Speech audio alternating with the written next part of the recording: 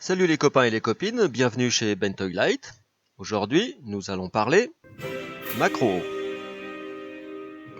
On avait vu dans la première partie sur la 3D comment importer des macros ici dans un pool de macros pour pouvoir naviguer plus facilement et éviter d'aller ouvrir le panneau de commande qui est ici. On avait créé 4 macros, Next, Previous, Up, Down, pour remplacer ces boutons Next, Previous, Up, Down.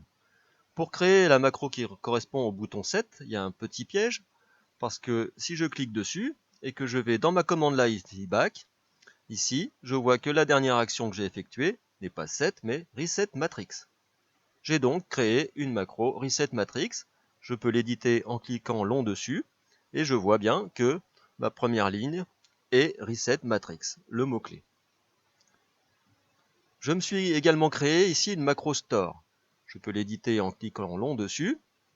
Je vois que ma commande est bien store. Alors ici, une case importante, execute. Elle est sur no. Ce qui signifie que quand je clique sur ma macro, le mot-clé store s'inscrit dans ma ligne de commande et la console attend que j'appuie sur une case pour enregistrer quelque chose. Ici, j'ai enregistré mon groupe. Si je la réédite et que je mets execute sur S en cliquant droit avec ma souris sur le bouton, à présent, je vais cliquer sur store et on voit que là, la commande s'est exécutée directement. La console me propose à maintenant d'enregistrer un queue ou d'overwriter sur ma séquence sélectionnée qui est celle-ci, ma première séquence qui est entourée en jaune. Ici, je me suis créé une macro highlight qui me permet, quand je sélectionne des machines, si je clique dessus, elle les met en highlight. Je vois ici que mon highlight est engagé. Et elle change l'apparence de la macro pour me montrer que le highlight est engagé. Je reclique dessus, ça désactive le highlight, ici, et ça me remet mon apparence transparente.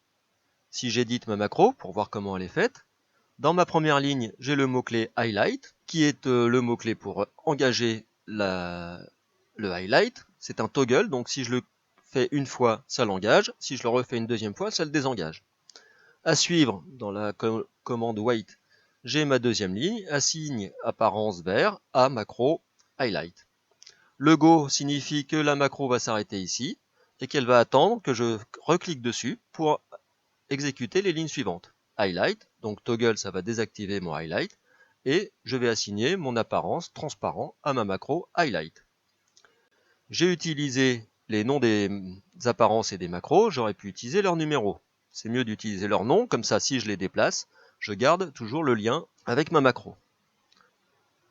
Les guillemets sont très importants. Ici, dans ma ligne, j'ai vert, entre guillemets. Vert pour la console ne correspond à rien. Ce n'est ni un mot-clé, et dans mon nom, je n'ai pas d'espace. Donc, je pourrais très bien facilement enlever les guillemets. Quant au highlight, c'est un mot-clé. Alors, regardons ce qui se passe si j'enlève les guillemets. J'enlève le guillemet autour de vert, et j'enlève les guillemets autour de highlight. Je valide ma commande, je ferme, et je relance ma macro highlight. Alors, ça enclenche bien le highlight, mais je vois que mon apparence n'a pas changé. Si je regarde ma commande line feedback, je vois en fait qu'elle m'a dit illegal object, assigne apparence vert. Alors comme vert pour elle c'est rien du tout, elle a rajouté automatiquement des guillemets, mais elle m'a mis au lieu du highlight qui était ici, elle m'a mis highlight sélection qui correspond au mot-clé highlight.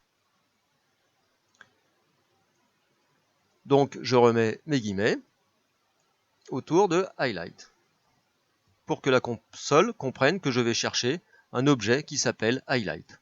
La même chose pour transparent et pour highlight ici. Voilà pour ces premières macros. À tout bientôt. Ciao ciao.